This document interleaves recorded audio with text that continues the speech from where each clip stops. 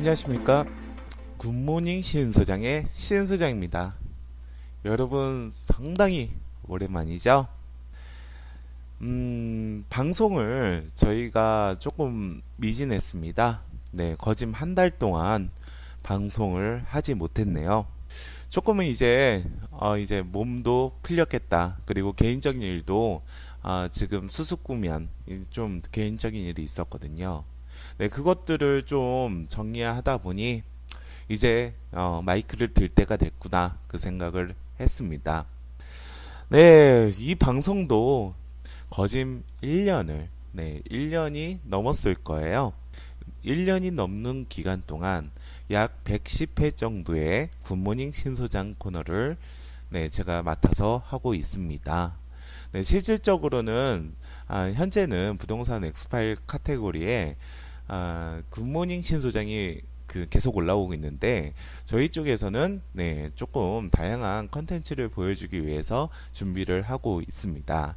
네, 아직까지는 비밀이고요. 그리고 저희 부동산 엑스파일은 부동산의 진실을 알리기 위해서 그리고 부동산 진실을 파악하는 거를 알리기 위해서 열심히 하도록 하겠습니다. 네, 오늘 방송 시작해 보도록 할게요. 네, 오늘 방송은 어떤 이야기를 할까요? 좀 루즈한 이야기를 한번 해보려고 합니다. 지금 방송을 해야 될 건 되게 많습니다. 지금 한 달이라는 시간 내에 대책도 하나 나왔고요. 그리고 그 대책이 상당히 강력한 규제로 다가오고 있습니다. 지금 현재 그런 부분들과 그리고 음마아파트가 35층으로 자신의 꿈을 조금은 포기하고 진행을 하려고 추진 중이고요. 음마아파트는 조금 너무 불쌍해요. 많이 불쌍해요. 음아파트 같은 경우에서는 예전부터 조금은 진행이 안 되고 있었거든요. 지금은 물론 잠실 쪽이나 반포 쪽으로 좀 넘어가긴 했지만 우리가 선도 아파트라고 하는 특히 강남 재건축이라는 아파트 중에서는 음아파트가 끝대장이었죠. 2006년도부터 시작됐던 음아파트의 재건축의 순환사는 정치적인 이유로 인해서 조금은 많이 힘들었습니다. 음아파트 많이 한번 가보셨어요? 음아파트는 조금 많이 안 좋아요. 네, 지금 분위기가 안 좋죠. 대한민국에서는 참 웃긴 게 이 아파트가 무너질 것 같습니다. 라고 하면은 그 아파트 주민들은 상당히 좋아하죠. 바로 안전진단에 통과를 했다고 합니다. 안전진단을 통과했다고 하죠. 참 이 단어도 웃겨요. 이 아파트는 재건축이 시급한 불안전한 상태라고 하는 것이 기쁨이 될 수 있는 조합이나 아니면 재건축을 진행하는 주민들의 기쁨이 될 수 있다는 거는 좀 웃기죠. 네. 근데 재건축의 끝대장이었던 음아파트가 2006년도 이후에는 이 안전진단에서 상당히 좀 쉽게 말해서 물을 많이 먹었죠. 네. 물을 많이 먹었습니다. 상당히 먹었습니다. 이거는 순전히 정치적인 의도가 있지 않나라고 의심할 정도로 많이 먹었습니다. 네, 지금 현재 그런 부분을 지나서 지금 현재 많이 진행이 되고 있는 추세를 보고 있죠. 특히 지금 이거는 제 생각인데 강남 재건축을 한다면요. 이거는 제가 좀 나중에는 그러니까 이번 화에서 좀 깊게 이야기를 드려보도록 하겠습니다. 이거는 제 개인적인 사견인데요. 차라리 59층이 뭡니까? 100층까지 올리는 게 낫지 않을까요? 저는 그 생각을 합니다. 네, 우선은 그 한 달 사이에 저희가 방송을 하고 있는 쉬고 있는 그 한 달 사이에 수많은 에피소드들을 남길 수 있는 여러 가지의 일들이 일어나게 됐습니다. 제가 좀 뭐라고 해야 되나요? 많이 게을렀다 그렇게 볼 수 있겠네요. 저희 방송을 110회까지 제가 여태까지 한 것들을 보면 뭐 임대 수익 특집도 많이 했었고요. 그리고 프랜차이즈 젠트리피케이션이죠. 그것도 한번 제가 방송에 남겼습니다. 파리 대책에 대해서 네 가지의 에피소드를 진행을 했었고요. 그리고 제가 다시 한번 섹션으로 다룰 건데 아파트형 공장까지도 저희가 방송을 했었습니다. 저희 방송의 컨텐츠는 상당히 많습니다. 그리고 다양하죠. 이거 같은 경우에서는 제가 뭐 기본적인 지식이 많다는 건 아니지만 제가 그 좀 스페셜리스트, 그러니까 한쪽에 깊게 파고드는 성격은 아니거든요. 근데 다양하게 두루두루 부동산에서도 다양한 분야들이 있습니다. 다양한 분야들을 조금 두루두루 알고 있기 때문에 네, 이런 수많은 에피소드와 그리고 수많은 소재로 여러분께 방송을 할 수 있지 않았나 그렇게 생각을 합니다. 지금 이 방송의 주제는 뭡니까? 지금 주제를 얘기를 해야 되는데, 네, 우선은 저희가 그 110회, 제가 예전에 100회를 할 때, 굿모닝 신소장이 실질적으로 100회가 됐을 때, 139회가 실제적인 굿모닝 신소장 코너에 100회가 됐었거든요. 그때 저에 대한 이야기를 좀 해보겠다라고 했는데 그 에피소드가 조금 더 지나고도 저에 대한 얘기를 못했는데요. 조만간 그거는 제가 에피소드 세 개로 해가지고 이야기를 해보도록 하겠습니다.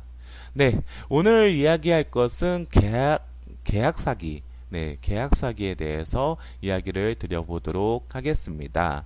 저희 팟빵 게시판을 한번 살펴보게 된다고 한다면요. 여러 가지 게시물 중에서 김진호 PD님께서 지금 계약 사기에 대해서 뉴스를 한 꼭지 올려주신 게 있으세요. 네, 그 뉴스를 제가 보고 이거를 방송으로 남겨봐야겠다라고 제가 생각을 했는데요. 우선적으로 여기는 MBN 뉴스였나요? 지금 제가 그거를 찾아봐야 되는데 없는데 우선은 인터뷰 형식으로 나왔던 방송이었습니다. 거기서 그 송모 씨라는 부동산 전문가 분께서 이야기를 했었는데요. 네, 그 방법으로 그분께서 여러 가지 그 앵커라고 하나요? 네. 그 멘트에 좀 답변을 해줬는데 그게 실상이나 아니면은 지금 현 실무 상태에서는 전혀 맞지 않아서 제가 방송을 하게 되었습니다. 네, 그 뉴스는 그 잇따른 부동산 이중 계약이라고 나와 있는데요. 잠시만요. 이거 멈추고 광고를 시작을 하네요. 네, 자. 잇따른 부동산 이중계약 피해 주의점이라고 나와 있는데요. SBS, CNBC에서 나왔던 2017년 10월 20날 제 생일이었네요. 네, 그때 나왔던 방송이었습니다. 이 방송을 다 들려드리고 이야기를 하고 싶은데요. 제가 초반에 너무 떠들어서 네, 여기서 제가 집중적으로 해야 될 이야기들을 구성을 해보겠습니다. 우선은 부동산 이중계약은 두 가지가 있습니다. 첫 번째는 매도인 A가 B한테 계약을 하죠. 매매든 임대차든 계약을 할 때 그 A가 나머지 C에게도 똑같은 매매나 임대차를 똑같은 물건으로 계약을 하는 것도 이중계약이라고 볼 수 있겠습니다. 두 번째로는 A와 B가 계약을 할 때 이 계약을 다운계약서를 쓴다던가 업계약서를 쓸 때 혹은 특별조건부에 계약을 쓸 때 그것이 합법적이지 않을 때 이면계약이 나옵니다. 이 실질적으로는 이면계약이라는 게 정확한 워딩이 될 수도 있겠는데요. 그 두 가지는 좀 따로 우리가 이야기를 해야 되는데 여기 그 송모씨 전문가께서는 두 가지를 똑같이 얘기를 하더라고요. 그러니까 혼선이 좀 있었던 모양입니다. 자, 그러면은 저는 그 공인중개사로서 두 가지에 대해서 간단하게 이야기를 드려보도록 하겠습니다. 우선 임명계약이라고 불릴 수 있는 이 이중계약은요, 실질적으로는 업계약서에도 많이 발생이 되고요. 그리고 토지허가 지역이나 아니면 토지계약서 경우에도 많이라고는 할 수는 없어요. 근데 실질적으로는 종종 발생이 됩니다. 네, 이중계약이라는 것은 2006년도 쉽게 말씀드려서 우리가 부동산 실거래가 신고를 하기 전에 네, 831 대책 전후의 조치로 인해서 그 부동산 실거래가 신고를 해야 했고 등기부등본에서는 우리 등기사항 증명원이라고 바뀌었죠. 네, 이 등기부등본에서는 이 매매가가 쓰여져 있어야 됩니다. 쓰여져 있어야 됩니다. 네. 쓰여져 있어야 되는데 그것은 2006년도 1월 달부터 시거래가 신고를 했고 6월 달부터 실질적으로 그 전산 체제가 정비가 돼서 등기부등본에 그 기입이 매매가가 기입이 되게 되었죠. 물론 어, 초창기에는 경매가는 기입이 안 될 수도 있었고요. 특히 분양가는 받은 물건들은 그 매매가가 기입이 안 될 수도 있었습니다. 그래서 신축 빌라 같은 경우에서는 그 업계약서를 많이 쓰거든요. 융자 때문에 그렇습니다. 이것 또한 어떻게 보면 이면계약이라고 볼 수 있겠는데요. 이 업계약서를 쓸 때는 우리가 사후 관리를 하잖아요. 그 은행권에서도 사후 관리를 했었는데 이 뭐 신축 빌라들이나 그 중소형 그 다세대 주택 같은 것들을 수분양을 받았을 때는 그 업계약서에 대해서의 융자 부분은 알 수가 없는 거예요. 즉 융자를 진행을 하고 그 은행에서 그 매매가, 수분양가가 나와 있지 않기 때문에 이게 실질적인 수분양가인지 예를 들면 1억 3천에 샀는데 2억에 샀다고 신고를 하고 거기에 따른 LTV로 융자를 받는 거죠. 그러면은 LTV가 뭐 매매가에 뭐 85에서 90%까지도 가기도 합니다. 그렇기 때문에 실입주금이 뭐 1000에서 1500만 원짜리의 빌라가 생기는 거죠. 네, 그런데 그 상태에서는 은행에서 사후 관리를 못하는 게 지금도 마찬가지예요. 수분양받은 물건에서는 그 매매가가 나오지 않습니다. 네, 그렇기 때문에 은행에서도 그 정확한 수분양가가 얼마인지는 파악하기가 힘들다라는 이야기를 드립니다. 그건 너무 갔는데요. 네, 제가 말씀드리고 싶은 것은 2006년도 즉 실거래가 신고가 발생이 되기 전까지는 이중계약 즉 이면계약이 상당히 많았습니다. 그리고 이면계약이 불법이 아닐 때도 있었습니다. 그거는 시대가 더 올라가서 그렇습니다. 네, 우선 시대를 더 거슬러 가면은 그 이면계약 자체도 불법이 아닐 수도 있었습니다. 즉 우리가 실제적으로 매매가나 그런 것들을 계약을 하고요. 그 다음에 그 신고용 계약서를 별도로 작성을 하기도 했다는 거죠. 그것이 좀 괜찮았던 이유가 바로 그때 당시에 취득세나 그 2006년도 이전에 취득세나 혹은 소위 말해서 양도소득세가 실제 거래가가 아닌 신고가액이었습니다. 네, 신고가액이었습니다. 우리가 지금 바뀌었는지 모르겠지만 중고차를 구입을 했을 때는 신고가를 정말 낮게 얘기합니다. 그러면은 그 자동차 CC에 맞는 그 기준 시가와 그 신고가액이 그 비교율을 해서 더 높은 가격이 취득가액으로 보는 건데요.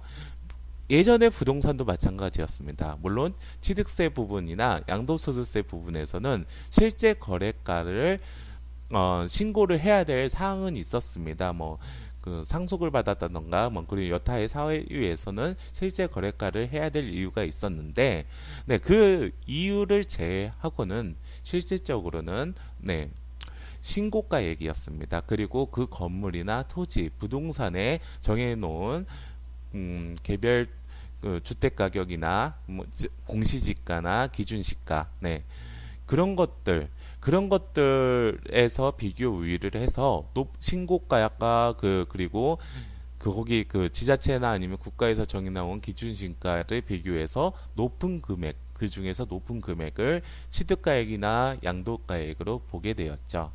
그렇기 때문에 우리가 예전에 뭐 90년도 초반이나 그럴 때 다운 계약서들 많이 쓰잖아요. 네, 다운 계약서를 많이 써가지고 낙마를 하시는 분들이 많이 있습니다. 내가 내각의 구성을 할 때 그 장관 후보자들이 낙마들을 많이 했죠. 근데 그거는 법률적으로는 위법하진 않았습니다. 안철수 의원이 아마 좀 위법한 때에 다운 계약서를 쓴 것이 조금 그 구설수에 올랐고요. 그 또 박근혜 대통령 전 대통령이죠. 박근혜 전 대통령은 그때 선지자적인 파이오니어적인 억계약서를 썼습니다. 실질적으로 다운 계약서보다 그 억계약서가 더 투기적인 목적이 있었다고 볼 수 있겠죠. 네, 그런 이명 계약은 우리가 이중 계약하고 약간 틀립니다. 그러면은 이명 계약은 거기서 조금 벗어나고요. 이전 이명 계약에서 중요한 것은 그 양도소득세 그가 나오면 그것을 매수인이 부담하겠다라는 조건부 매매의 경우에서도 이명 계약이 나오기도 하죠. 근데 그것도 좀 위험합니다. 이거 같은 경우에서는 분양권 당시에도 분양권에서 좀 종종 발생이 됩니다. 실질적으로 분양권은요, 이중계약이, 이명계약이 나올 수밖에 없습니다. 우리가 지금은 달라질 수도 있어요. 달라질 수도 있습니다. 제가 지금은 달라질 수도 있습니다. 지금 아닐 수도 있습니다라고 얘기하는 거는 지금은 아니란 얘기가 아니라, 네, 면피를 하기 위해서 제가 그러는 겁니다. 불법을 얘기할 때. 예를 들어 보면, 아파트 분양권 같은 경우에서는 신고 금액, 즉, 우리가 그 아파트 분양권은 프리미엄에 대해서도 양도소득세가 붙기 때문에 그 신고 그 프리미엄, 즉, 피를 좀 단합을 해가지고 정하는 경우가 있습니다. 즉, 실질적으로 프리미엄이 5천만 원이라고 하면 그 부동산 주변에서는 2천만 원으로 신고를 하자라고 주변으로 이야기하는 경우가 좀 있습니다. 네, 많지는 않습니다. 저도 면피는 해야 되잖아요. 그렇기 때문에 그런 부분은 뭐 택지지구나 그런 데에서도 상당히 많죠.